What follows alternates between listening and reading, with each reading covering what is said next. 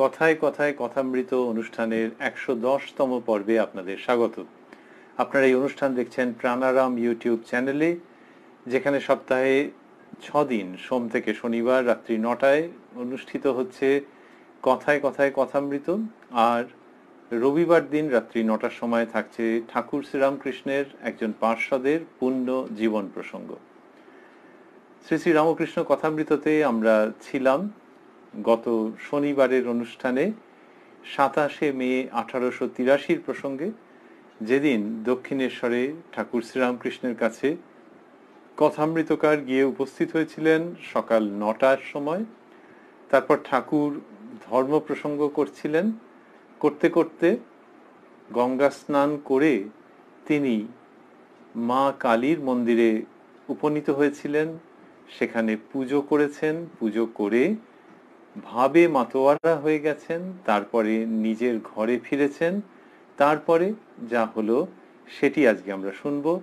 প্রবেশ করব শ্রী শ্রী রামকৃষ্ণ কথামৃততে, যার সূচনায় কথামৃতকার শ্রীযুক্ত মহেন্দ্রনাথ গুপ্ত বা শ্রীম উদ্ধৃত করছেন, তব কথামৃতং তপ্ত জীবনং কবিভিরীরিতং কলমশাপহম শ্রবণমঙ্গলং শ্রীমদাততং ভুবি গৃণন্তি ইয়ে ভূরিদা জনাঃ। এইবার ঠাকুর নিজের ঘরের পশ্চিম বারান্দায় আসিয়া উপবিষ্ট হইয়াছেন। এখনো ভাবাবেশ রহিয়াছে, কাছে রাখাল মাস্টার নকুর বৈষ্ণব প্রভৃতি।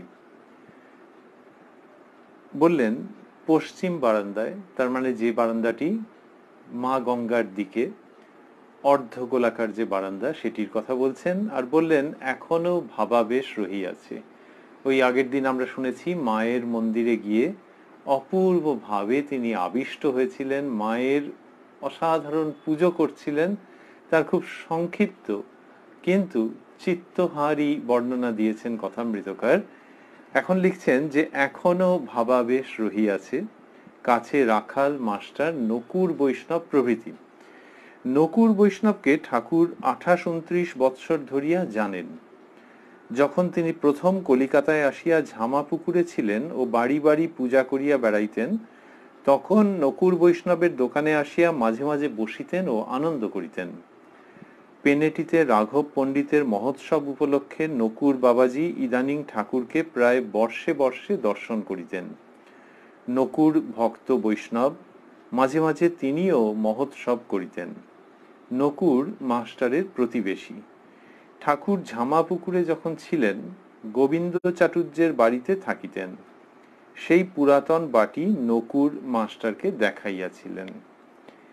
ঠাকুর ভাবাবেশে গান গাইতেছেন, সদানন্দময়ী কালী মহাকালের মনমোহিনী, তুমি আপন সুখে আপনি নাচো, আপনি দাও মা করতালি। ২ আমার মা তং হি তারা, তুমি ত্রিগুণ ধরা পরাত পরা। ৩ গোলে মালে মাল রয়েছে, গোল ছেড়ে মাল বেছে নাও। ৪ মন চলো যাই, আর কাজ নাই, তারার ও তালুকে রে। ৫ পরিয়ে ভবসাগরে ডোবে মা তনুর তরি, মায়া ঝড় মোহ তুফান ক্রমে বাড়ে গো শঙ্করী। এবং ৬ মায়ে পোয়ে দুটো দুঃখের কথা কই, কারুর হাতির উপর ছই, কারু চিঁড়ের উপর খাসা দই। এইসব গান গাইছেন। গানের মধ্যে একটা আনন্দপূর্ণ ভাব রয়ে গেছে।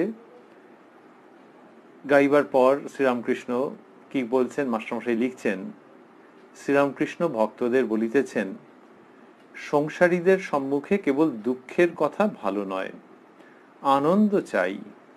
যাদের অন্নাভাব তারা দুদিন বরং উপোস করতে পারে, আর যাদের খেতে একটু বেলা হলে অসুখ হয়, তাদের কাছে কেবল কান্নার কথা দুঃখের কথা ভালো নয়।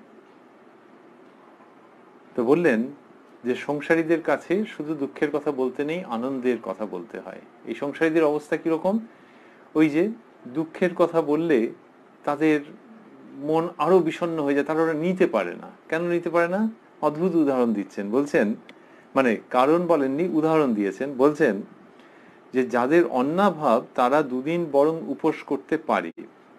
তাহলে যার কিনা না খেয়েই অভ্যেস সে দুদিন উপোস করতে পারে, যদি উপোস করতে হয় কোনো কারণে, ধরা যাক ব্রত কি কিছু আছে, যার এমনি অন্ন জোটে না সে দুদিন উপোস করতে পারে। আর যাদের খেতে একটু বেলা হলে অসুখ হয়, এইবারে বলছেন ওই যে খেতে একটু বেলা হলে অসুখ হয়, তার মানে হচ্ছে বড্ড সেন্সিটিভ, স্পর্শকাতর, এই ধরনের মানুষ খেতে একটু বেলা হলে অসুখ হয়, মানে এদের সেই মনের জোরটা নেই, এ কেমন যেন একটা দুর্বল স্বভাব। সেই রকম মানুষ কিরকম? সংসারী। তা সংসারীরা, তাদের কাছে যদি তুমি আবার দুঃখের কথা বলো তাহলে একেবারে ভেঙে পড়বে। তার মানে যাদের কিনা খেতে বেলা হলে অসুখ হয় তাকে যদি উপোস করতে বলো তো হয়ে যাবে একেবারে প্রায়, এইরকম ভাবে মজা করে বলছেন। তো তেমনি সংসারী মানুষের ওই সহনশীলতা নেই, সেই জন্য তার কাছে আবার দুঃখের কথা বলতে নেই। তা বললেন তাদের কাছে কেবল কান্নার কথা দুঃখের কথা ভালো নয়। কান্নার কথা দুঃখের কথা এলো কেন?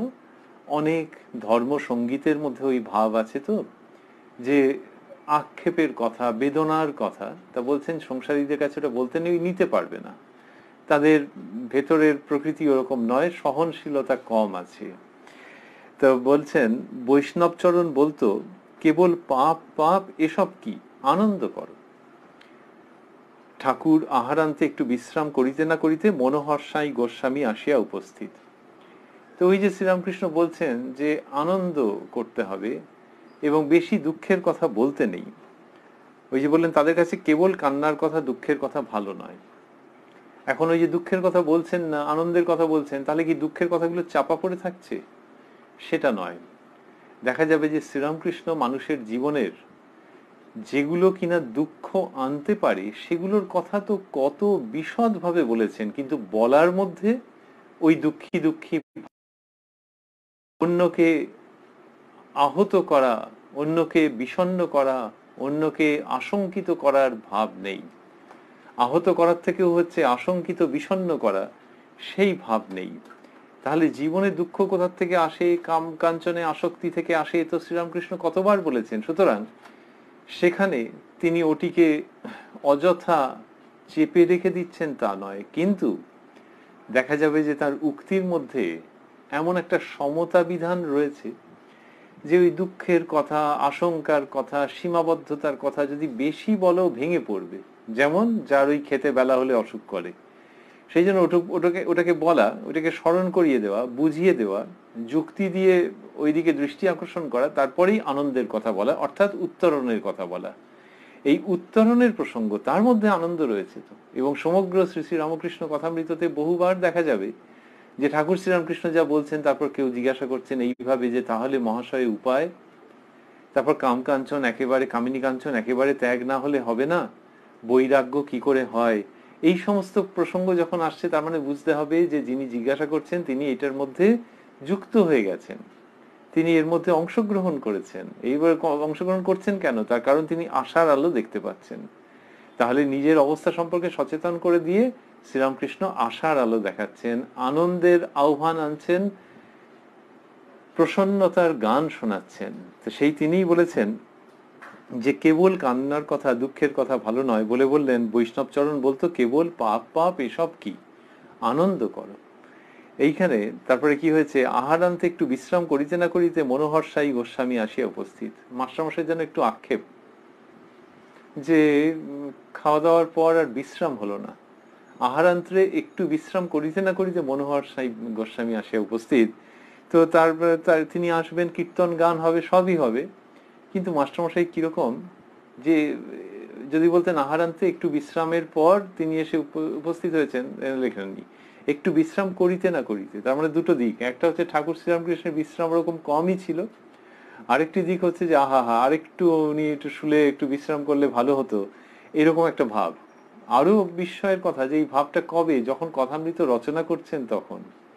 তার মানে ওই সময় হয়তো সেই 27শে মে 1883 বাড়ি গিয়ে হয়তো সেই দিনই আশা করা যায় যে ডায়েরিতে লিখে রেখেছিলেন, কিন্তু তাহলেও যখন এটি ছেপে বেরোচ্ছে সে তো কত বছর বাদে, হয়তো 1 দশক বাদে, তখনও মাস্টারমশাই লিখছেন যে বিশ্রাম করিতে না করিতে। যেমন মায়েরা বলে আহা হা ছেলেটা একটু শুয়েছে কি শোয়নি, অমনি একটা ফোন এসে গেল, আবার ধর্মর করে উঠলো, সেই রকম মাস্টারমশাইয়ের ভঙ্গি ওই যাকে ভালোবেসেছেন।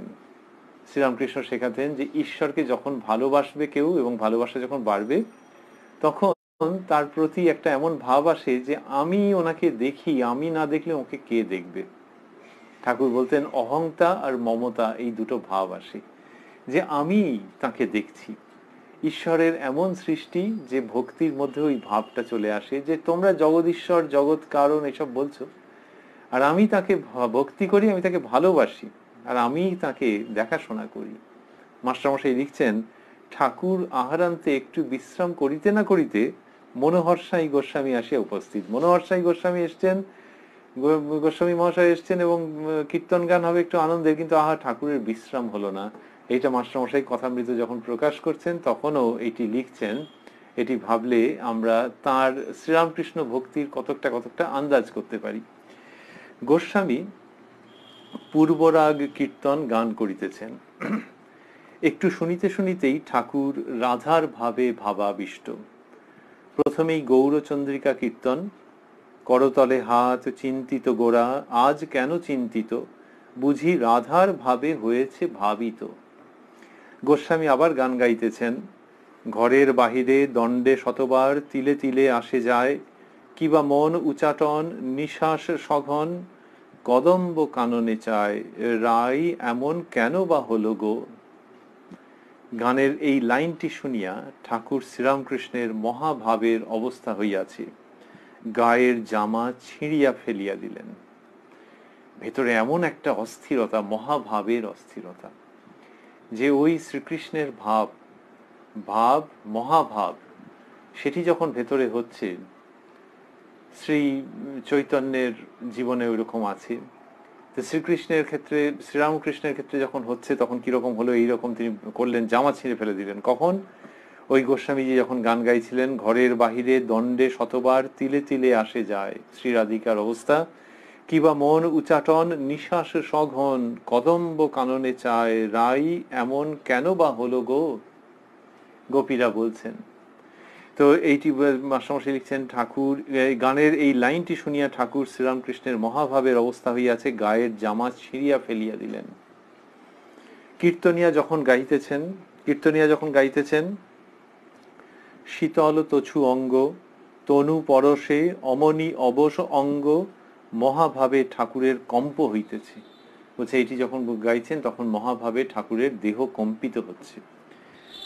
কেদার দৃষ্টে, কেদারবাবু রয়েছেন তার দিকে তাকিয়ে, কেদার দৃষ্টে ঠাকুর কীর্তনের সুরে বলিতেছেন, প্রাণনাথ হৃদয় বল্লভ তোরা কৃষ্ণ এনে দে, সুহৃদের তো কাজ বটে, হয় এনে দে, না হয় আমায় নিয়ে চল, তোদের চিরদাসী হব। এইভাবে শ্রীরামকৃষ্ণ সুরে সুরে গান গাইছেন। মাস্টারমশাই লিখছেন, গোস্বামী কীর্তনিয়া ঠাকুরের মহাভাবের অবস্থা দেখিয়া মুগ্ধ হইয়াছেন। তিনি করজোরে বলিতেছেন, আমার বিষয় বুদ্ধি ঘুচিয়ে দিন। অপূর্ব দৃশ্য। তিনি গান করেছেন, কীর্তন গান ভাবে পরিপূর্ণ, কিন্তু তাতে শ্রীরামকৃষ্ণের যে ভাবান্তর হয়েছে, তিনি যেভাবে গানের গভীরতাকে মনে মনে আস্বাদন করে যেরকম ব্যবহার করেছেন, তার বাহ্য ব্যবহারে যে মহাভাবের অবস্থা ফুটে উঠেছে, তাতে কীর্তনিয়া বুঝছেন যে এর কাছ থেকে কিছু চাইবার আছে। আমার গান শুনে উনি মুগ্ধ হয়েছেন, সেখানেই প্রসঙ্গ শেষ হয়ে যাচ্ছে না। তিনি কি বলেছেন? তিনি বলছেন, করজোরে বলিতেছেন, আমার বিষয় বুদ্ধি ঘুচিয়ে দিন। অপূর্ব ভাব। ঠাকুরকে এরকম বলছেন।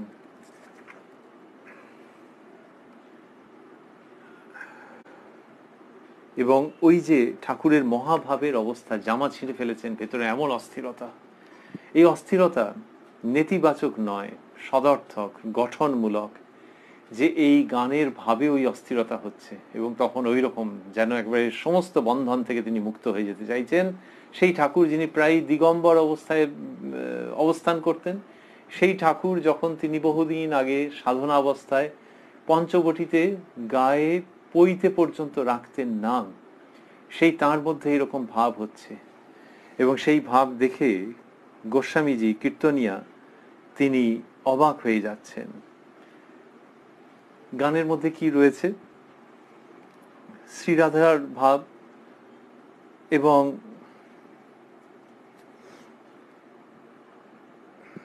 কিরকম হচ্ছে, ঘরের বাহিরে দণ্ডে শতবার তিলে তিলে আসে যায়, এ তো প্রেমের কাহিনী।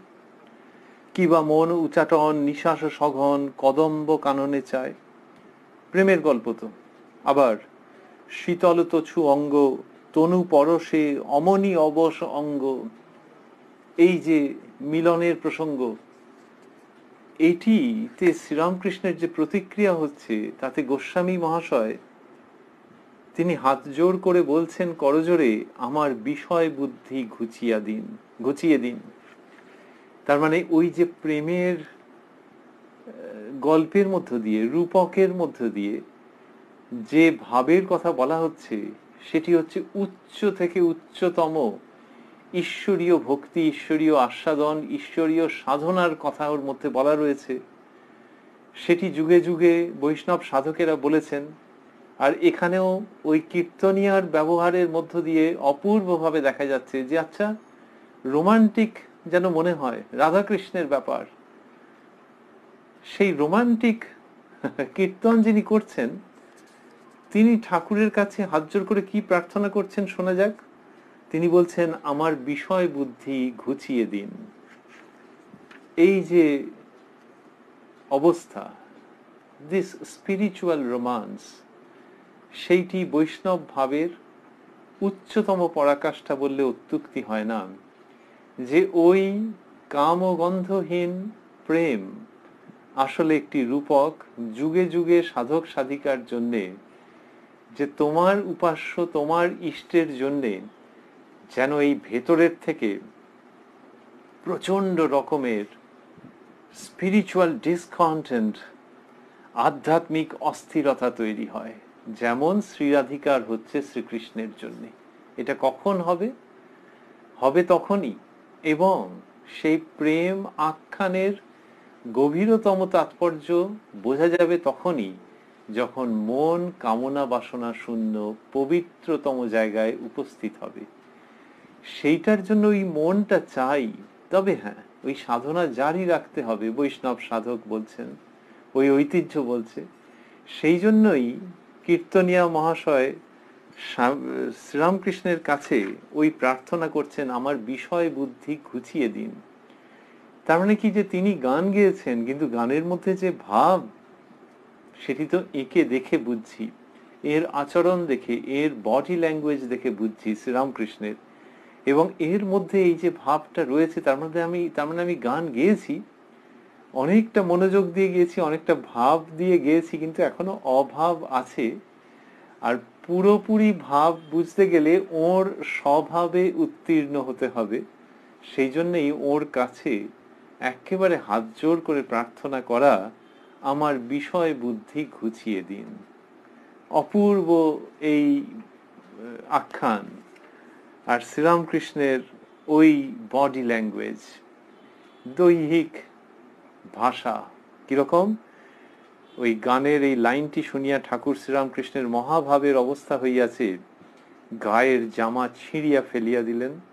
আর পরে মাস্টারমশাই লিখছেন, মহাভাবে ঠাকুরের কম্প হইতেছে, শিভারিং, এই কাঁপছেন এবং সেটি মহাভাবে কম্পিত হচ্ছেন। তো এমনিতে লোকের কত রকমের শারীরিক অবস্থা হয়, বিকার হয়, কিন্তু যিনি গাইছেন তাঁরও একটা অবস্থা আছে। তিনি বুঝতে পারছেন যে এটি বৈষ্ণব ধর্মে এবং ঐতিহ্যে কথিত অনুসৃত যে ভাবের অবস্থা, মহাভাবের অবস্থা, সেটি দেখা যাচ্ছে শ্রীরামকৃষ্ণের মধ্যে। সুতরাং তিনি আর দেরি করছেন না, ঠাকুরের কাছে হাত জোর করে প্রণত হচ্ছেন। যেই ঠাকুরের কাছে এরকম হাত জোর করেছেন, ঠাকুর এই হাত জোরটোর বেশি নিতে পারতেন না। তিনি ঈশ্বরীয় কথা বলতেন, কতক্ষণ ধরে বলেছেন, সারা জীবন বলেছেন। যখন তাকে দেখছি যে তিনি ঈশ্বরের কথা বলছেন, তার আগে তো সাধন করেছেন তার মতো করে। তো যখন বলেছেন তখন তো বলেইছেন, কিন্তু তার ভাবটি হচ্ছে ওই তিনি যা করান, তুমি যন্ত্রী আমি যন্ত্র, তুমি ঘর আমি ঘর তুমি ঘরণী, আমি যন্ত্র তুমি যন্ত্রী, আমি ঘর তুমি ঘরণী, আমি গাড়ি তুমি ইঞ্জিনিয়ার। এরকম ভাবে সিরিয়াস ভঙ্গিতে মজা করে যা তিনি বলেছেন সব হচ্ছে যে তিনি করাচ্ছেন বলে তাই এরকম হচ্ছে, তিনি আমার মধ্যে দিয়ে কথা বলছেন, আমাকে দিয়ে কথা বলাচ্ছেন। এইবার যদি কেউ হাত জোর করে তাহলে উনি এক পা পিছিয়ে যাচ্ছেন, যে আবার হাত জোর টাত জোর কেন, এই অপূর্ব ভাব। যখন গোস্বামী কীর্তনীয় মহাশয় এরকম ভাবে প্রার্থনা করেছেন, তারপরেই মাস্টারমশাই লিখছেন শ্রীরামকৃষ্ণ সহাস্যে, সাধু বাসা পাকড় লিয়া, তুমি এত বড় রসিক, তোমার ভিতর থেকে এত মিষ্ট রস বেরুচ্ছে। তো সাধু বাসা বাসা পাকড় লিয়া, অন্যত্র উনি বলেছেন যে সাধু আগে কোথাও গিয়ে এটা নিজের বাড়ি ঘর কোথায় থাকবে সেটা ঠিক করে নিল, কোনো একটা দর্শনীয় স্থান, তারপরে সে ঘুরতে লাগলো জগতের রঙ্গ, সেখানকার নানান রূপ দেখতে লাগলো, সাইট সিইং করতে লাগলো সাধু। সেই রকম ঈশ্বরকে জেনে তারপরে এই জগৎ লীলা সেটিকে দেখতে হয়। আগে বাসা পাকড়ে নিতে হয়, যে যেইখানটাতে তোমার অবস্থান সেইখানটাতে পাকড়ে নিয়ে তারপরে এই জগতে তার লীলাকে দেখো। কিন্তু আগে লীলাকে দেখলে তারপরে অবস্থা খারাপ হয়ে যাবে, সে তোমার সংকট তৈরি হয়ে যেতে পারে। তা সেই জন্য আগে বাসা পাকড় লিয়া। তা বলছেন সাধু বাসা পাকড় লিয়া, এটা গায়ক মহাশয়কে বলা মানে যে তুমি তো তোমার ধাম খুঁজে পেয়ে গেছো, তুমি এত বড় রসিক। বলছেন তুমি এত বড় রসিক, তোমার ভিতর থেকে এত মিষ্টি রস বেরুচ্ছে, এরকম বলা মানেই হচ্ছে এই হাত নামাও হাত নামাও, হাত জোর করো না। গোস্বামী, প্রভু আমি চিনির বলদ, চিনির আস্বাদন করতে কই পেলাম। কিছু সুন্দর করে উত্তর দিলেন যে কাঁধে বয়েই নিয়ে বেড়ালাম, আস্বাদন কোথায় করতে পারলাম। কিন্তু সত্যি শ্রীরামকৃষ্ণেরই উদ্দীপন হয়েছে। সেই জন্য এই দৃশ্যটি ভারী চমৎকার, যে যিনি গান করছেন তিনিও এত বিনীত, তবেই না গান এত সুন্দর হচ্ছে, ভাব এত সুন্দর ফুটছে। মাস্টারমশাই লিখছেন, আবার কীর্তন চলিতে লাগিল। কীর্তনিয়া শ্রীমতীর দশা বর্ণনা করিতেছেন। কোকিল কুল কুর্বতী কলনাদম, কোকিলের কলনাদ শুনে শ্রীমতীর বজ্রধ্বনি বলে মনে হচ্ছে, তাই জৈমিনীর নাম করছেন আর বলছেন, সখী কৃষ্ণ বিরহে এ প্রাণ থাকিবে না, রেখো দেহ তমালের ডালে। গোস্বামী রাধাশ্যামের মিলন গান গাহিয়া কীর্তন সমাপ্ত করিলেন। এটির সঙ্গে সঙ্গে এই দিনের প্রসঙ্গও শেষ হচ্ছে, কিন্তু আমাদের ভাবনা চিন্তা আর একটু যুক্ত হয়ে থাকতে চাইছে। কেন? তার কারণ হচ্ছে আমরা এই অনুষ্ঠানে গত শনিবার দিন যেখানটা শুনেছি, আর আজকে সোমবার, শনিবার থেকে সোমবারের মধ্যে সময়ের ব্যবধান রয়েছে, 48 ঘন্টার ব্যবধানে এই অনুষ্ঠান সম্প্রচারিত হচ্ছে। মাঝখানে ঠাকুরের পার্শ্বদের প্রসঙ্গ হয়েছে রবিবার, কিন্তু যে ঘটনা তার মধ্যে 48 মিনিটেরও ব্যবধান নেই। কেন না, ওই যে মানে 48 মিনিটের কাছাকাছি হয়তো ব্যবধান অনুমান করা যায় আর কি, যথার্থভাবে বলা মুশকিল, কিন্তু তবুও বেশি ব্যবধান নেই। কেন? ওই যে ঠাকুর মা ভবতারিণীর মন্দিরে গিয়ে উপস্থিত হয়েছিলেন, এবং আমরা আগের দিনে শুনেছিলাম অনুষ্ঠানে যে অনেকক্ষণ পরে ঠাকুর আসন হইতে উঠিলেন, ভাবে বিভোর নৃত্য করিতেছেন, আর মুখে মার নাম করিতেছেন, বলিতেছেন, মা বিপদনাশিনী গো বিপদনাশিনী, এইসব কথা যে তিনি বলছেন এবং ওই মায়ের ভাবে একেবারে বিভোর হয়ে রয়েছেন। এটির পরে কি হয়েছে? এটির পরেই তো পশ্চিমের বারান্দায় এসে উপবিষ্ট হয়েছেন, এবং নকুর বৈষ্ণবী, নকুর শ্রীমান নকুর বৈষ্ণব তিনি উপস্থিত রয়েছেন, এবং সেখানে গান হয়েছে। হতে হতে কি হলো, তারপর আহার আনতে একটু বিশ্রাম করতে না করতে মনোহর সাঁই গোস্বামী এসে উপস্থিত হয়েছেন। সুতরাং আমরা যদি আবার সেই টাইম ফ্রেমে পুরোটাকে টাইম লাইনে যদি সাজাবার চেষ্টা করি, যে যখন মায়ের মন্দিরে গেছেন তারপরে এসে পশ্চিমের বারান্দায় এই নকুর বৈষ্ণব মহাশয়ের কীর্তন হয়েছে, তারপরে আহার আনতে একটু বিশ্রাম করিতে না করিতে, তা আমরা বলছিলাম 48 মিনিট। 48 মিনিট হয়তো একটু কমই হলো, আর একটু বাড়িয়ে নেওয়া যায় যদি ঘন্টা দুয়েকের মতো ব্যবধান। তাহলে এই ঘন্টা দুয়েকের মতো ব্যবধান, তার মধ্যেই কিন্তু এই ঘটনাগুলো ঘটছে। কিরকম? এই যে মায়ের ওখানে ছিলেন তিনি, তার মায়ের মন্দিরে ওই ভাবের মধ্যে ছিলেন, মাস্টারমশাই লিখেছেন ভাবে বিভোর নৃত্য করিতেছেন, মায়ের মন্দিরে নেচেছেন। তারপরে এই পশ্চিমের বারান্দায় যখন রয়েছেন তখন পরপর 6টি গান গেয়েছেন, মায়ের গান গেয়েছেন। সদানন্দময়ী কালী, মহাকালের মনোমোহিনী, তুমি আপন সুখে আপনি নাচো, আপনি দাও মা করতালি, আমার মা তংহি তারা, এইরকম এইসব গান গেয়েছেন। তারপরে তাহলে এই মায়ের ভাবটা চলছে তো। তারপরে আহারান্তে একটু বিশ্রাম করিতে না করিতে মনোহর সাই গোস্বামী আসিয়া উপস্থিত, এবং তখন ঠাকুর রাধাকৃষ্ণের ভাবে এমন ভাবিত হয়ে গেছেন যে গায়ের জামা ছিঁড়ে ফেলছেন।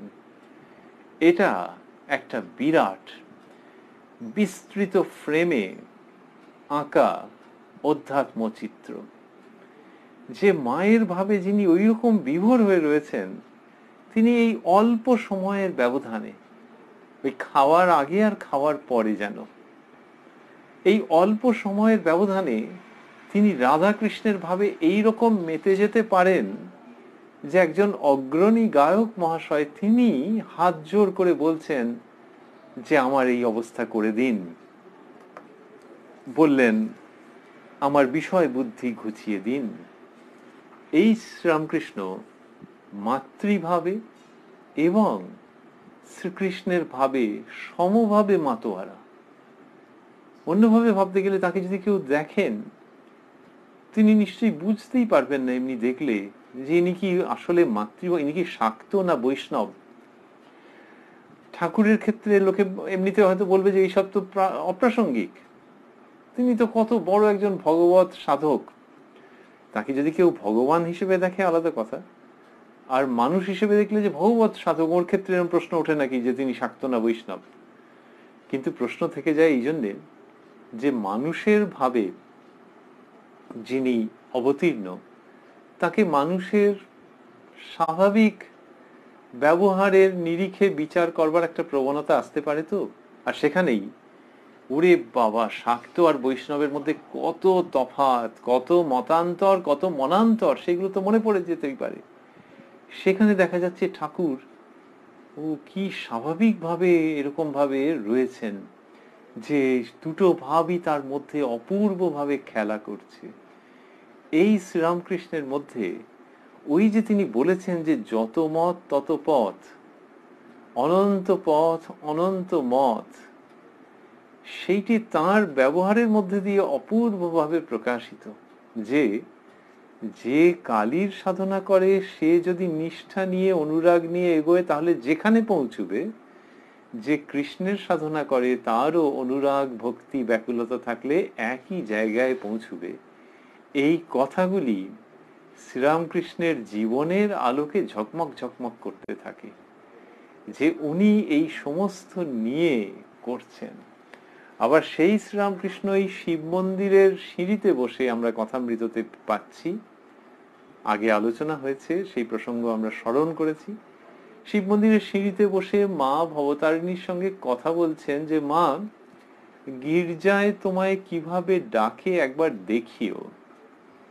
তো ওইখানে বলছেন যে গির্জায় তোমায় কিভাবে ডাকে, তাহলে ওই খ্রিস্টীয় পদ্ধতিতে যে উপাসনা, তার সঙ্গেও কি চমৎকার ভাবে তিনি নিজে জয়েন করে যাচ্ছেন। আবার বলছেন যে মা তোমায় কিভাবে ডাকে। এই একটা অপূর্ব ব্যাপার যে সকলকে নিয়ে তিনি রয়েছেন। আর এই যে নিয়ে থাকা মানে অনেক সময় মনে হয় যে আচ্ছা সকলকে নিয়ে তো থাকতেই হবে, চলো অতএব একটা মানসিকতা তৈরি করে নেওয়া যাক। তা নয়, এটা অন্যরকম। এটা হচ্ছে যে যাদের নিয়ে আছেন তাদের একজনকে যেন সরিয়ে নিলে ওনার ভীষণ কষ্ট। এই হচ্ছে সকলকে নিয়ে থাকা, not by compulsion but by choice but by nature, যে সকলকে নিয়েই তো জীবন। এবং সেই সকলের মধ্যে ঈশ্বরীয় ভাবে ধর্ম ভাবে যারা এগোচ্ছেন সেই সমস্ত মানুষ রয়েছেন। এইটা শ্রীরামকৃষ্ণের যে একটা অসাধারণ দিক, যে যে কোনো ধর্মে কেউ যদি সত্যি সত্যি অনুরাগ ব্যাকুলতা নিয়ে থাকে, তাহলে তার সঙ্গে অন্য ধর্মের অনুরাগ ব্যাকুলতা যুক্ত মানুষের কোনো দিন বিরোধ উপস্থিত হতে পারে না। এটা শ্রীরামকৃষ্ণ নিজের জীবন দিয়ে কিভাবে দেখিয়ে দিচ্ছেন। কালীঘরে যখন গেছেন, মা কালীর মন্দিরে পুজো করছেন, কখনো মায়ের শ্রীচরণে ফুল দিচ্ছেন, কখনো নিজের মাথায় ফুল দিচ্ছেন, আবার এইখানে কীর্তন শুনতে শুনতে জামা ছিঁড়ে ফেলছেন। এই যে সমস্ত তোমার কতটা অফবিট সমস্ত আচরণ, এর মধ্যে দিয়ে জীবনের মধ্যে থেকে এক আপাতভাবে মৌলিক কিন্তু সনাতন ভাবধারা অপূর্বভাবে উত্থিত হচ্ছে যে ঈশ্বর নানান রকমের ব্যবস্থা করে রেখেছেন, আর যে কিনা খাদ্যরসিক যিনি, তিনি যেমন নানান রকম খাবারই খেতে ভালোবাসেন, এখানকার ওখানকার নানান রকমের খাবারের তিনি স্বাদ গ্রহণ করতে ভালোবাসেন, তেমনি শ্রীরামকৃষ্ণ ধর্মরসিক, তিনি বিভিন্ন রকম ভাবে আস্বাদন করছেন তারই অপূর্ব বিস্তৃত সুগভীর রূপচিত্র আমরা দেখছিলাম 27শে মে 1883 প্রসঙ্গে। এইবারে আমরা প্রবেশ করছি 2রা জুন 1883। সেই দিনের কথায় মাস্টারমশাই লিখছেন, ঠাকুর শ্রীরামকৃষ্ণ দক্ষিণেশ্বর মন্দির হইতে কলিকাতায় আসিতেছেন। বলরামের বাড়ি হইয়া অধরের বাড়ি যাইবেন, তারপর রামের বাড়ি যাইবেন। অধরের বাড়িতে মনোহর সাঁই কীর্তন হইবে, রামের বাড়িতে কথকথা হইবে। আজ শনিবার 20শে জ্যৈষ্ঠ 1290, কৃষ্ণা দ্বাদশী, 2রা জুন 1883 খ্রিস্টাব্দ। তো কলকাতায় আসছেন দক্ষিণেশ্বর মন্দির থেকে, বলরাম বাবুর বাড়ি যাবেন, সেখান থেকে অধর বাবুর বাড়ি যাবেন, তারপর রামচন্দ্র বাবুর বাড়ি যাবেন। শ্রীযুক্ত বলরাম বসু, শ্রীযুক্ত অধরলাল সেন এবং শ্রীযুক্ত রামচন্দ্র দত্ত। আর বলেছেন যে মাস্টারমশাই লিখছেন, অধরের বাড়িতে মনোহর সাঁই কীর্তন হইবে। যিনি দক্ষিণেশ্বরে গিয়ে সঙ্গীত পরিবেশন করেছিলেন তার আবার হবে অধর বাবুর বাড়িতে। ঠাকুর গাড়ি করিয়া আসিতে আসিতে রাখাল ও মাস্টার প্রভৃতি ভক্তদের বলিতেছেন, দেখো তাঁর উপর ভালোবাসা এলে পাপ টাপ সব পালিয়ে যায়, সূর্যের তাপে যেমন মেঠো পুকুরের জল শুকিয়ে যায়। এই কথা বললেন। এই অদ্ভুত। 2রা জুন 1883 দক্ষিণেশ্বর মন্দির থেকে বেরিয়ে বলরাম বাবুর বাড়ির দিকে আসছেন, এরকম মাস্টারমশাই লিখেছেন। তো গাড়ি করে যেতে তো দিব্যি লাগে, এমনি যখন কেউ গাড়ি করে যাচ্ছেন তখন সুন্দর, কত রকম সব দেখতে দেখতে যাওয়া। কিন্তু ঠাকুর শ্রীরামকৃষ্ণের ক্ষেত্রে উনি দেখতে দেখতে ভালোবাসতেন বাচ্চাদের মতো, এক এক সময় ওরকম বাচ্চাদের মতো ভাব হতো। আবার এটিও দেখছি, তাহলে বাচ্চাদের মতো ভাবে রাস্তা টাস্তা দেখছেন, কত লোকজন যাচ্ছে, কতগুলো অচেনা জায়গা, এটা তো হতে পারে। কিন্তু সেখানে মাস্টারমশাই লিখছেন, রাখাল ও মাস্টার প্রভৃতি ভক্তদের বলিতেছেন, এই যেটি বলছেন সেটা একটা চলমান গাড়িতে কেউ বললে খুব অবাক লাগে। আসলে এটা হচ্ছে তার কারণ শ্রীরামকৃষ্ণ চলমান ধর্ম।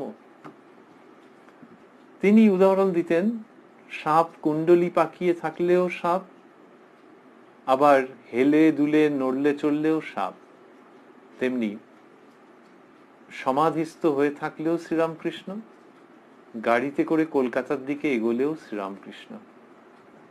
তিনি বলছেন, দেখো তার উপর ভালোবাসা এলে পাপ টাপ সব পালিয়ে যায়, সূর্যের তাপে যেমন মেঠো পুকুরের জল শুকিয়ে যায়। ভেতর থেকে কি রকম ধর্মভাব এবং কিরকম ভাবে যেন অন্যের মধ্যে এই ভাবটি দিয়ে দেওয়ার উদগ্র ইচ্ছা, যে এইগুলো দিলাম, দিতে চাইছেন যেন।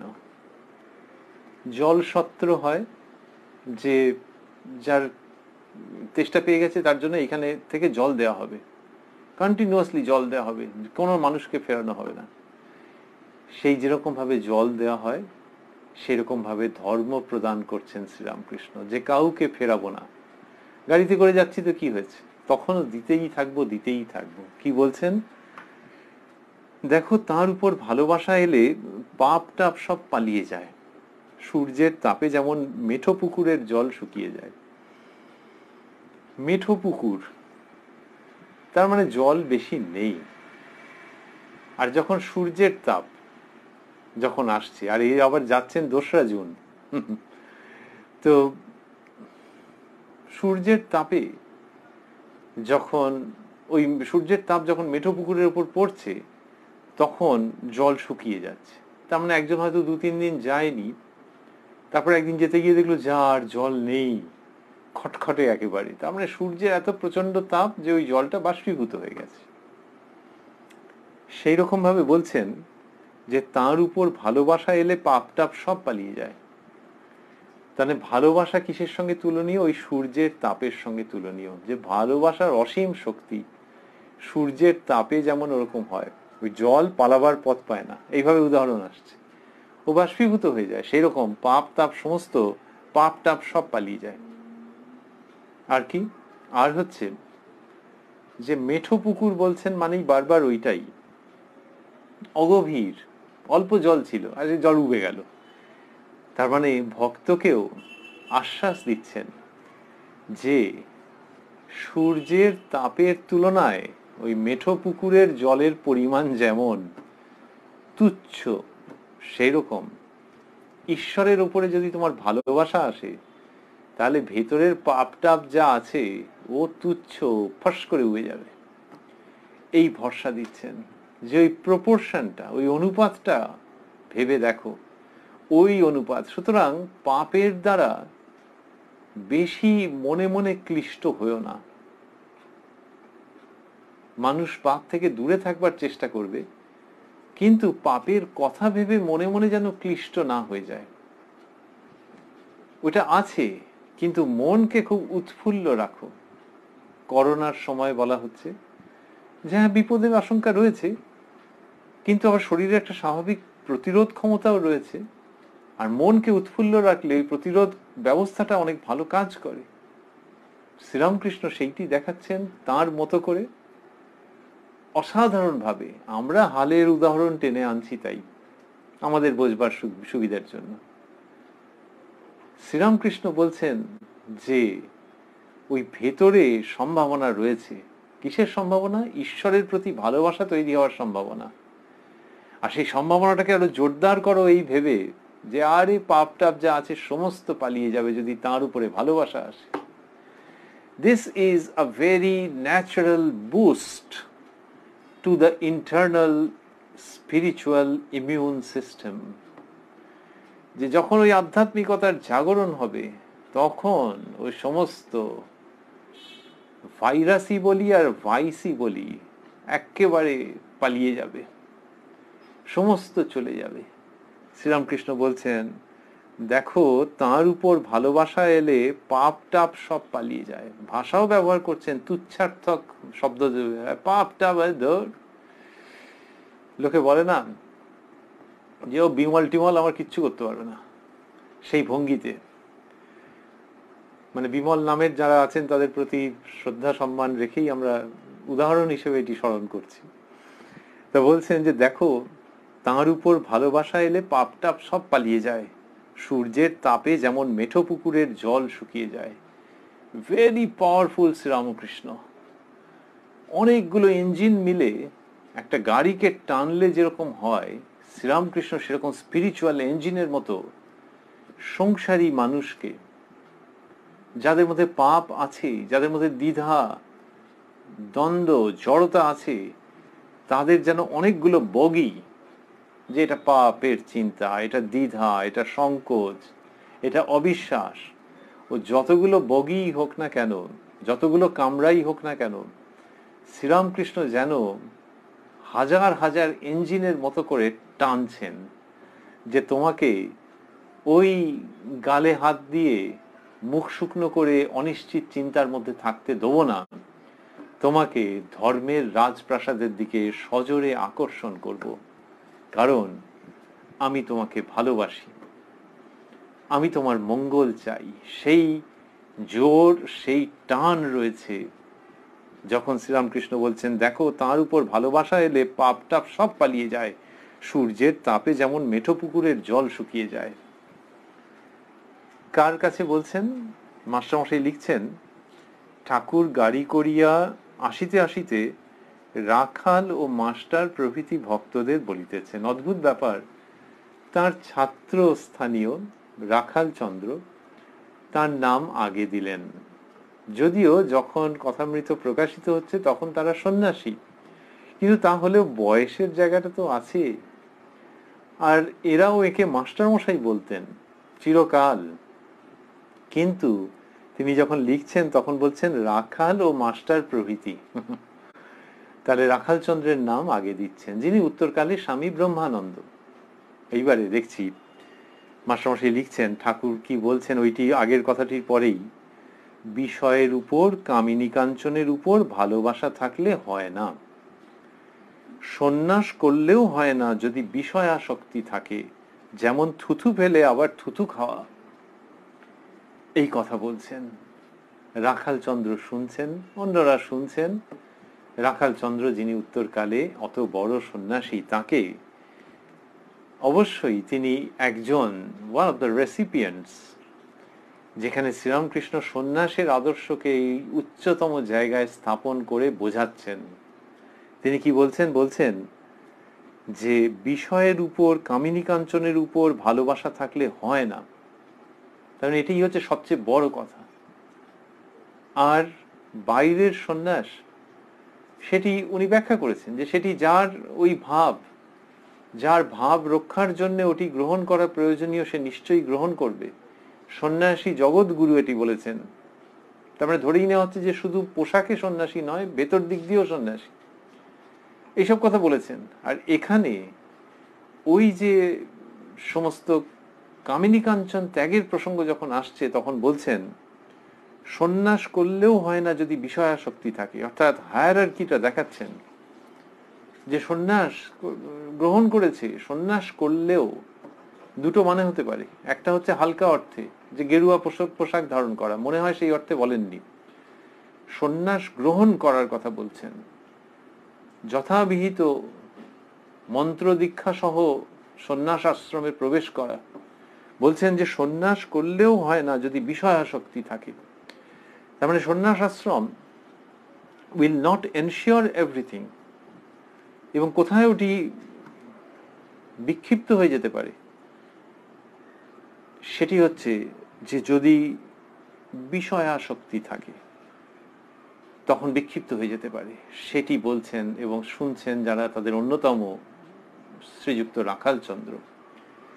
এবং সেটা এত দৃঢ়ভাবে বলছেন, খুব শক্তিশালী উপমা আনছেন, ভয়ঙ্কর। বলছেন যেমন থুথু ফেলে আবার থুথু খাওয়া।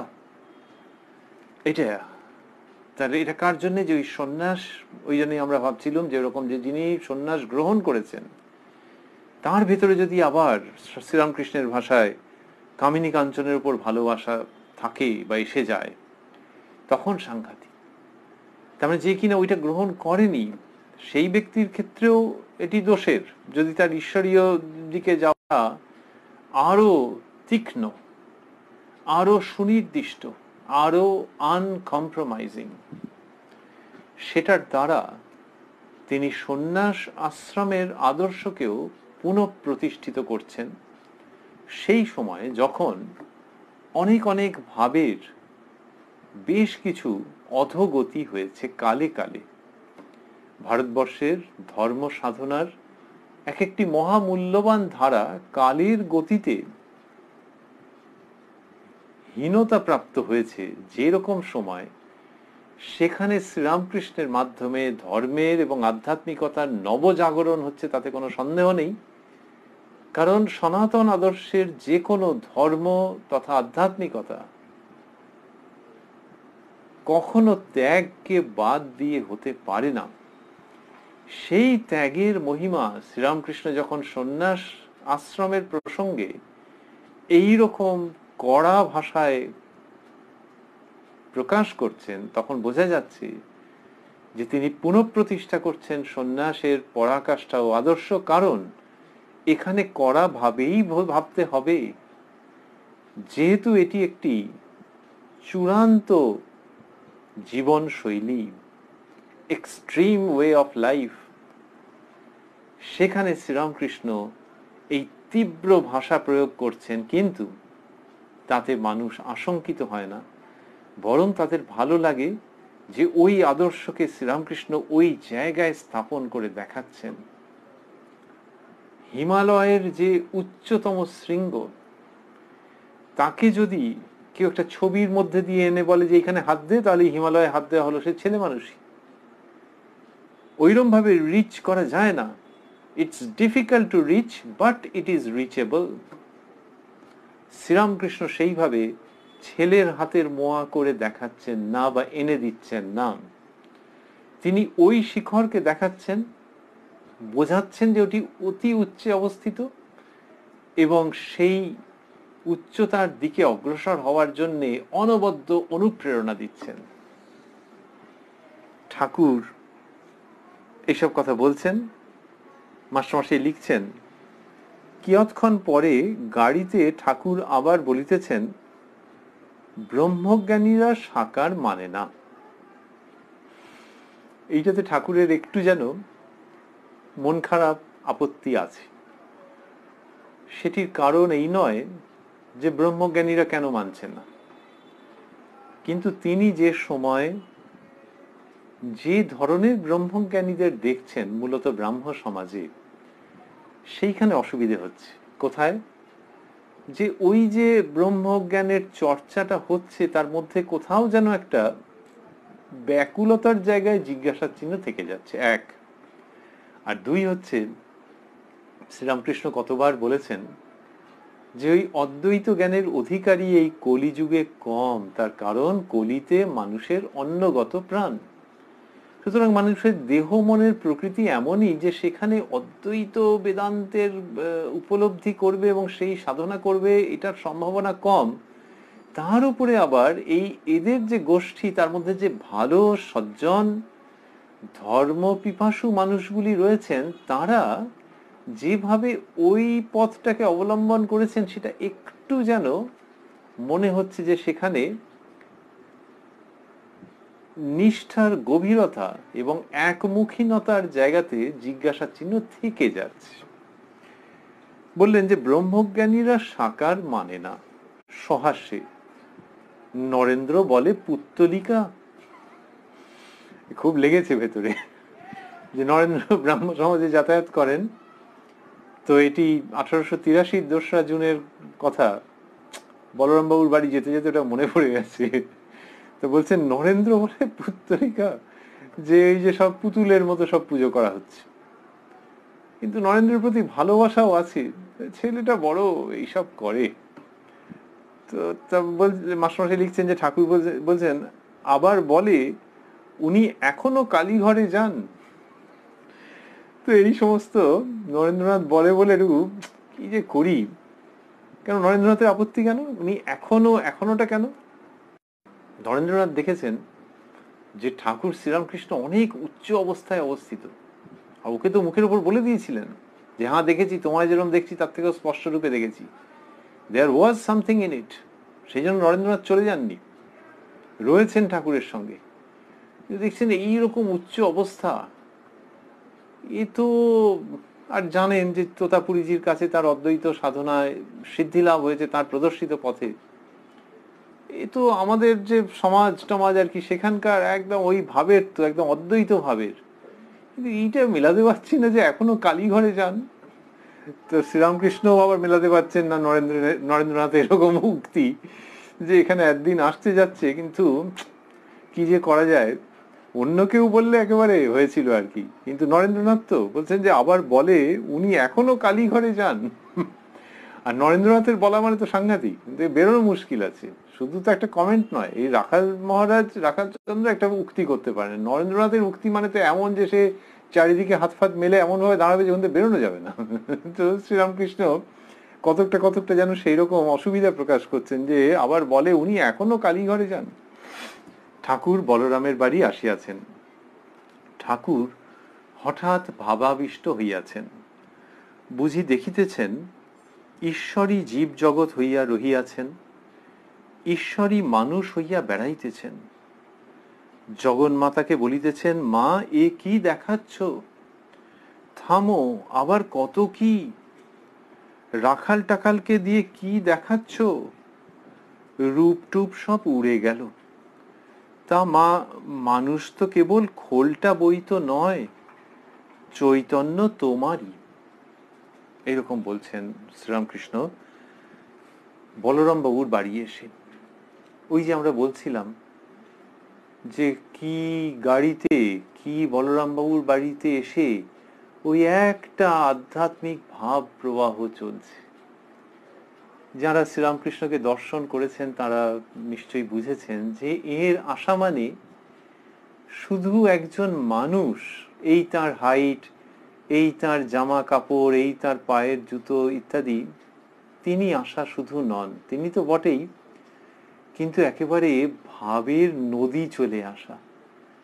এমনিতে নদী এলে লোকে ভয় পায় যে ঘরের মধ্যে জল ঢুকে যাবে কিনা, আর এখানে হচ্ছে মনের মধ্যে ওই গঙ্গা নদী ঢুকুক। শ্রীরামকৃষ্ণ আসা মানে আধ্যাত্মিকতার গঙ্গা নিয়ে চলে আসা। বলরাম বাবুর বাড়িতে এসছেন, এসে ওই কথা বলছেন, কোথায় একটু বসবেন, জিরুবেন, একটু কুশল বিনিময় হবে, কোথায়? ঠাকুর হঠাৎ ভাবাবিষ্ট হইয়াছেন, বুঝি দেখিতেছেন ঈশ্বরই জীব জগৎ হইয়া রহিয়াছেন। যদি যাওয়ার পর একটুখানি কুশল বিনিময় টিনিময় হয়েও থাকে, সেটেল ডাউন করে থাকেন, সামান্য কিছু গ্রহণ করে থাকেন খাদ্য, তারপরেও এরকম হয় নাকি? তার মানে ওই ভাব ও গঙ্গাটি প্রধান। বুঝি দেখিতেছেন ঈশ্বরই জীব জগৎ হইয়া রহিয়াছেন, ঈশ্বরই মানুষ হইয়া বেড়াইতেছেন। বুঝি দেখিতেছেন, এটা মানে কি? এটা হচ্ছে মাস্টারমশাই আন্দাজ করছেন। ঠাকুরকে তো কত দিন ধরে দেখেছেন, 1882 থেকে তার যাতায়াত, 1882 প্রথম দিক থেকে, ফেব্রুয়ারি মার্চের সময় থেকে। তো সেখান থেকে ঠাকুরের ভাব অনুমান করছেন, এবং ঠাকুর শ্রীরামকৃষ্ণ যা বলছেন সেখান থেকেও, কিন্তু অনুমানের ভঙ্গিতেই প্রথমে লিখছেন, বুঝি দেখিতেছেন ঈশ্বরই জীব জগৎ হইয়া রহিয়াছেন, ঈশ্বরই মানুষ হইয়া বেড়াইতেছেন। আর বুঝি ভাবিতেছেন বলেননি, বললেন বুঝি দেখিতেছেন। তার মানে ঠাকুর যেভাবে বলছেন মুখে কথা, তার মানে মনে হচ্ছে, এক কথায় বলতে গেলে বুঝি দেখিতেছেন। উনি দর্শন করেন তো ওই ভাবগুলোকে, লোকের এমনি অনুভব হয়, আর এই হচ্ছে চোখের সামনে দেখা। তা মনে হচ্ছে সেরকমই দেখেছেন। কিরকম মনে হচ্ছে? বুঝি দেখিতেছেন ঈশ্বরই জীব জগৎ হইয়া রহিয়াছেন, ঈশ্বরই মানুষ হইয়া বেড়াইতেছেন। তাহলে এরকম মনে হচ্ছে দেখেছেন কি, যে মানুষের মধ্যে তিনি, আবার ঈশ্বরই জীব জগৎ হইয়া রহিয়াছেন। আমরা মাস্টারমশাইয়ের কথাতেই থাকছি, যেহেতু তিনি শ্রীরামকৃষ্ণের ভাব অনুমান করে আমাদের উপহার দিচ্ছেন। ঈশ্বরই জীব জগৎ হইয়া রহিয়াছেন, তার মানে সমস্ত কিছু, মানুষ তো বটেই, অন্য জীবজন্তু, অন্য সমস্ত বস্তু, জীব জগৎ। জগৎ মানে কি? ইংলিশে বলে অ্যানিমেট, ইনঅ্যানিমেট। আপাতভাবে লোকে যেগুলোকে বলে যে উদ্ভিদ, প্রাণী আর জড় বস্তু। তো ওই সমস্ত কিছুর মধ্যেই ঈশ্বরকে দেখছেন শ্রীরামকৃষ্ণ। মাস্টারমশাই বলছেন যে বোধহয় এইটাই ঘটছে। ঈশ্বরই জীব জগৎ হইয়া রহিয়াছেন, ঈশ্বরই মানুষ হইয়া বেড়াইতেছেন। জগন্মাতাকে বলিতেছেন, মা এ কি দেখাচ্ছ? গাড়ি করে বলরাম বাবুর বাড়ি এসে ওরকম মা কিছু দেখাচ্ছেন, ঠাকুর সেটি মায়ের সঙ্গে কথা বলছেন। ঠাকুর যখন কথা বলছেন তখন তার বিশেষত্ব হচ্ছে, এমনিতে কেউ ভাবে কিছু বলতে পারেন, সে তো কত সাধক সাধিকার সেই ভাব হয়েছে, ভারতবর্ষের অধ্যাত্ম পরম্পরায় রয়েছে। ঠাকুর শ্রীরামকৃষ্ণ যা বলেন তার মধ্যে অদ্ভুত একটা অনুপ্রেরণা থাকে, যেন কেউ পিঠে হাত দিয়ে একটু ট্যাপ করছেন আর বলছেন এগিয়ে যাও না, এগিয়ে যাও না, এই ভাবটা রয়েছে। ঠাকুরের ভাবের কথা মাস্টারমশাই যা লিখছেন কথামৃততে, তার মধ্যে নিশ্চিতভাবে সমস্ত মানুষকে ওই অনুপ্রেরণার একটা ভাব প্রদান করা হচ্ছে, একটা ধাক্কা। ধাক্কা দিলে লোকের ভয় লাগে, পড়ে যাবো না তো, আর এটা সেরকম নয়, এটা ধাক্কা দিয়ে চালু করে দেওয়া, সচল করে দেওয়া, খুব স্নেহের সঙ্গে দিস স্পিরিচুয়াল পুশ সেটা রয়েছে। ঠাকুর যা বলছেন এখানে, বলছেন মা এ কি দেখাচ্ছ, তার মানে হচ্ছে যে এরকম অবস্থা হতে পারে এই মানব শরীরে, মানুষের মধ্যেই এরকম অবস্থা হতে পারে, সেইটাই দেখাচ্ছেন, এবং ওই জন্যই অবতরণ। কিন্তু যা দেখাচ্ছেন সেটা মানুষ ভাবে যে বাবা মায়ের ব্যাপার স্যাপার থেকে অবাক হয়ে যাচ্ছি, স্পেল বাউন্ড হয়ে যাচ্ছি, কথাবার্তা বন্ধ হয়ে যাচ্ছে, হতবাক হয়ে যাচ্ছি, অবাক হয়ে যাচ্ছি। মা এ কি দেখাচ্ছ, থামো, আবার কত কি। রাখাল টাকালকে দিয়ে কি দেখাচ্ছ? তার মানে রাখাল টাকাল, এই রাখাল টাকাল ঠাকুর যখন বলেন তখন শুদ্ধ সত্য ছেলেদের কথাই সাধারণত তিনি বোঝান, সাধারণত। কিন্তু এই বোঝা দুষ্কর এখানে, যে রাখাল এবং অন্যান্যরা নাকি রাখাল এবং তার মতো শুদ্ধ সত্য ছেলেরা। যেভাবেই হোক বক্তব্য খুব পরিষ্কার, ইঙ্গিত পরিষ্কার। রাখাল টাকালকে দিয়ে কি দেখাচ্ছ? তার মানে সমস্ত কিছুর মধ্যে তাঁরই প্রকাশ। যদি কেউ ভাবেন যে ও তার মানে অন্তরঙ্গদের মধ্যে প্রকাশ, কিন্তু মাস্টারমশাই একটু হেল্প করছেন। উনি বলেছেন যে বুঝি দেখিতেছেন ঈশ্বরই জীব জগৎ হইয়া রহিয়াছেন, ঈশ্বরই মানুষ হইয়া বেড়াইতেছেন। তার মানে সমস্ত মানুষ, সমস্ত গাছপালা, স্থাবর জঙ্গম নিখিল বিশ্ব। তারপর বলছেন রূপ টুপ সব উড়ে গেল। তাহলে রাখাল টাকালকে দিয়ে যা দেখাচ্ছ তাতে বোঝা যাচ্ছে যে রূপের ওপারে অরূপে চলে গেছে, রূপ টুপ সব উড়ে গেল। তার মানে এখানে যদি একটু বইয়ের পাতার মতো করে ভাবা যায় যে আচ্ছা আচ্ছা এটা কোন অধ্যায়ের কথা হচ্ছে, রূপ টুপ উড়ে গেল মানে সাকার থেকে নিরাকার, দ্বৈত থেকে অদ্বৈতের দিকে তার মানে শ্রীরামকৃষ্ণ ওই ওই অধ্যায়ের কথা বলছেন, কিন্তু সেভাবে বলা একটু মুশকিল। বলছেন রূপ টুপ সব উড়ে গেল, এই সমস্ত চলে গেল। তার মানে রূপ থেকে অরূপে, দ্বৈত থেকে অদ্বৈতে মা সেরকম দেখাচ্ছ। কোন শ্রীরামকৃষ্ণ বলছেন? যিনি গাড়িতে আস্তে আস্তে একটু অভিমান আক্ষেপ নিয়ে বলেছিলেন যে নরেন্দ্র বলে পুত্তলিকা, আবার বলে উনি এখনো কালীঘরে যান, উনি এখনো কালীঘরে যান।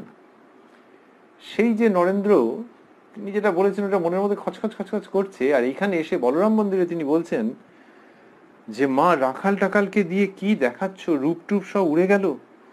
তা মা মানুষ তো কেবল, এরকম বলছেন রূপ টুপ সব উড়ে গেল। এইটাতে ব্রহ্মজ্ঞানের দিক থেকে, বা ওই ব্রহ্মজ্ঞানীরা, শ্রীরামকৃষ্ণ বলেছিলেন ব্রহ্মজ্ঞানীরা সাকার মানে না, তাহলে ওই ব্রহ্মজ্ঞানীরা যদি কেউ এটা শোনেন তাহলে তার খুশি হওয়ারই কথা, কিন্তু একটু দেরি করতে হবে, একটু লিঙ্গার করতে হবে। কারণ শ্রীরামকৃষ্ণ তারপরেই বলছেন তা মা মানুষ তো কেবল খোলটা বই তো নয়, চৈতন্য তোমারই। তা মানুষ খোলটা, এই পর্যন্ত একেবারে বেশ মিলে যাচ্ছে। এটি চলে যাচ্ছে ওই দিকে, যেটা একটা খোল, এ যদি ভেঙে যায় তাহলে কি দুঃখ করার কিছু আছে নাকি? ভেতরে যেটি সেটি আসল তো, সেই চৈতন্য। সেটা মানে অদ্বৈত সত্তার কথা হচ্ছে। কিন্তু তারপরেই বলছেন চৈতন্য তোমারই, এবং এর একটু ফুট আগে ছিল। ফুটটা কি ছিল? সবটা মাকে সাক্ষী রেখে বলা। বাচ্চা ছেলে বা মেয়ে যখন পার্কে হয়তো খেলতে গেছে, গিয়ে খুব খেলতে খেলতে আবার একটু বাদে এসে মাকে দেখে যাচ্ছে, কি একটু ছুঁয়ে যাচ্ছে, কি একটু কোলের ওপর ধাওয়াস করে বসে নিচ্ছে, নিয়ে আবার যাচ্ছে। শ্রীরামকৃষ্ণের সেই ভঙ্গি, সব কিছু বলছেন কিন্তু ওই একটু মাকে ছুঁয়ে যাচ্ছেন। ওই প্রথম থেকেই হয়েছে মা এ কি দেখাচ্ছ। তারপরে ওই যে অদ্বৈতের চিন্তার কথা বললেন, অদ্বৈত ভাবের কথা বললেন, অদ্বৈতের কোট আনকোট উত্তরণের কথা বললেন, কিন্তু এসে মাকে আবার ছুঁয়েও যাচ্ছেন। মা এ কি দেখাচ্ছ। তার মানে পার্কে গিয়েও যদি কিছু দেখে থাকে, সে বলছে ওহ মা তুমি যা দেখাচ্ছ, এই মায়ের অদ্ভুত সন্তান বালক শ্রীরামকৃষ্ণ। এবং বললেন তা মা, আবার মায়ের সঙ্গে কথা, এটা অদ্ভুত ব্যাপার, অদ্বৈতের কথা বলছেন আবার মাকে ছুঁয়ে ছুঁয়ে। তা মা মানুষ তো কেবল খোলটা বই তো নয়, চৈতন্য তোমারই। This is the master stroke, Chaitanya তোমারই। এই মাকে বলছেন। এ কি আমরা বলবো যে অদ্বৈত দ্বৈতের সমন্বয় বলতে গেলে বড্ড মনে হয় ক্লিশে শব্দ। কেননা অদ্বৈত দ্বৈত মানুষেরই দেওয়া কতগুলো টার্ম, সমন্বয় মানুষের বোধগম্যের মধ্যে, বোধ বুদ্ধির মধ্যে একটি শব্দ। কিন্তু সেই উচ্চতম সত্য, আবার আমরা যখন উচ্চতম বলছি তখনও আমরা স্ট্রাগল করছি। সেইটিকে শ্রীরামকৃষ্ণ যখন বলছেন চৈতন্য তোমারই, তাহলে চৈতন্য বললে সেটা অদ্বৈতের অধ্যায় থেকে, আর তোমারই বললে দ্বৈতের অধ্যায় থেকে। এই সবটাকে একসঙ্গে করে নিয়ে শ্রীরামকৃষ্ণ রূপ যে গ্রন্থ, তারই নাম শ্রী শ্রী রামকৃষ্ণ কথামৃত। যেখানে পাতাগুলো সব পরপর পরপর রয়েছে, ওর মধ্যে দ্বৈত, বিশিষ্টাদ্বৈত, অদ্বৈত এবং আরো যা যা আছে ভাব, সব একসঙ্গে ধরা রয়েছে। একটা পাতাও বিচ্ছিন্ন করলে বইয়ের অঙ্গহানি হয়, গ্রন্থের অঙ্গহানি হয়। শ্রীরামকৃষ্ণের ভাবের মধ্যে ঠিক সেই রকমটি রয়ে গেছে। এবং ওই মাকে সাক্ষী মানতে মানতে, মাকে ছুঁয়ে, মাকে যেন কোট করতে করতে, রূপ টুপ সব উড়ে গেল, মা একই দেখাচ্ছ, থামো, আবার কত কি রাখাল টাকালকে কি দিয়ে কি দেখাচ্ছ, মাকে সাক্ষী মানতে মানতে বললেন চৈতন্য তোমারই। এই শ্রীরামকৃষ্ণই বলেছেন যে তিনি দ্বৈত, তিনি বিশিষ্টাদ্বৈত, তিনি অদ্বৈত, আবার তিনি এ সবের পার। বলেছেন এখানকার অনুভূতি বেদ বেদান্তকে ছাড়িয়ে গেছে বা ছাপিয়ে গেছে। এই যে কথা শ্রীরামকৃষ্ণ বলছেন বিভিন্নভাবে, তিনি এইরকম অপূর্ব উচ্চারণ করছেন। ঘটনাস্থল বলরাম মন্দির। আমরা রয়েছি উদ্বোধন কার্যালয়ে প্রকাশিত শ্রী শ্রী রামকৃষ্ণ কথামৃত গ্রন্থের 190 পৃষ্ঠায়, রয়েছি 2রা জুন 1883 কথায়। আর দেখছি শ্রীরামকৃষ্ণ বলছেন যে মা ইদানিং ব্রহ্মজ্ঞানীরা মিষ্ট রস পায় নাই। এক সময় বলতেন ইদানিংকার, বলছেন মা ইদানিং ব্রহ্মজ্ঞানীরা মিষ্ট রস পায় নাই। ওই ইদানিং ব্রহ্মজ্ঞানী মানে তখনকার দিনের যারা ব্রহ্মজ্ঞানী তাদের সম্পর্কে বলছেন। বলছেন মিষ্ট রস পায় নাই, চোখ শুকনো মুখ শুকনো, চোখ শুকনো মুখ শুকনো, প্রেম ভক্তি না হলে কিছুই হলো না। এই আমরা এইখান পর্যন্তই আজকে পড়ব, প্রেম ভক্তি না হলে। কিন্তু সেই প্রেম ভক্তির স্বরূপ কি? ওই জামা ছেড়ে ফেলে দিয়েছেন। আর গোস্বামী কীর্তনিয়া মহাশয় বলেছেন আমার বিষয় বুদ্ধি ঘুচিয়ে দিন, হাত জোর করে বলেছেন। ওই প্রেম ভক্তি আসক্তিযুক্ত ড্যাম্পড প্রেম ভক্তি নয়। তো এইটির কথা শ্রীরামকৃষ্ণ বলছেন, আর বলছেন প্রেম ভক্তি না হলে কিছুই হলো না। কিন্তু বললেন না যে ব্রহ্মজ্ঞানের কোনো সম্ভাবনা নেই, বা সেটিকে সরিয়ে রাখলেন না, বা সেটির মধ্যে উচ্চ নিচের প্রসঙ্গ তুললেন না। কিন্তু বললেন মা ইদানিং ব্রহ্মজ্ঞানীরা মিষ্ট রস পায় নাই। এই মিষ্ট রসের কথা শ্রীরামকৃষ্ণ বারবার নিয়ে আসেন, বিভিন্নভাবে এটিকে তিনি উপস্থাপন করেন, এবং এখানেও দেখাচ্ছেন যে ওর মধ্যে একটা আস্বাদনের জায়গা থাকতে হবে। আস্বাদনের জায়গা না থাকলে কি করে হলো? কোনটির সম্পর্কে? সেই চৈতন্য সত্তা সম্পর্কে, যাকে বেদ উপনিষদে বলা হয়েছে সচ্চিদানন্দ। তাহলে সচ্চিত আনন্দ, তো সে যিনি আনন্দপূর্ণ তার কথা ভাবছে, অথচ শ্রীরামকৃষ্ণ বলছেন চোখ শুকনো মুখ শুকনো। স্বাভাবিকভাবে পছন্দ হচ্ছে না, যে না ঠিক হচ্ছে না। বললেন প্রেম ভক্তি না হলে কিছুই হলো না। তাহলে ওই চৈতন্যের যে চিন্তা, চৈতন্যের যে ভাব, চৈতন্যের যে আস্বাদন, তার মধ্যে শ্রীরামকৃষ্ণ যেভাবে প্রেম ভক্তি স্প্রিঙ্কল করছেন সেটি ভারী অদ্ভুত। এই যে প্রেম ভক্তি, অন্যত্র বলেছেন যে রাধাকৃষ্ণ ভাব, কৃষ্ণের জন্য রাধার এই টানটুকু লও, এই যে কথাটি তিনি বলছেন, এটি যে বিভিন্ন ভাবে তিনি আনছেন, এ অপূর্ব। যে ওই টানটুকু নাও, এইভাবে করে তিনি যে দেখাচ্ছেন এখানে দ্বৈত অদ্বৈতের জগতে একটি ইন্ট্রুডার বা আগন্তুক, অবাঞ্ছিত আগন্তুক হয়ে থাকছে না, কিন্তু একটা অদ্ভুত যেন আভা, এই দ্বৈতের আভা অদ্বৈত চিন্তার মধ্যে যখন খেলছে, তখন যে অপূর্ব সৃষ্টি হচ্ছে সেটি শ্রীরামকৃষ্ণের শ্রীমুখ দিয়ে উচ্চারিত হচ্ছে, এবং আমরা পাচ্ছি শ্রী শ্রী রামকৃষ্ণ কথামৃত রূপে।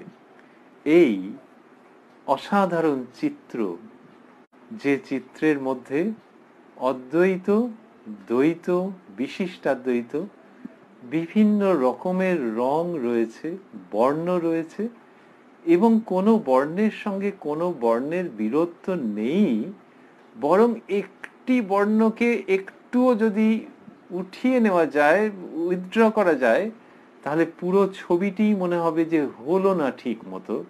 এই অপূর্ব সৃষ্টি, যেখানে বিভিন্ন বর্ণের আনন্দপূর্ণ সহাবস্থান, সেই অপূর্ব চিত্র, সেই অপূর্ব ধ্বনি, সেই অপূর্ব সঙ্গীত, সেই অনবদ্য শ্রী শ্রী রামকৃষ্ণ কথামৃততে ঠাকুর শ্রীরামকৃষ্ণের কৃপায় এবং আশীর্বাদে আশা করি আপনারা আমরা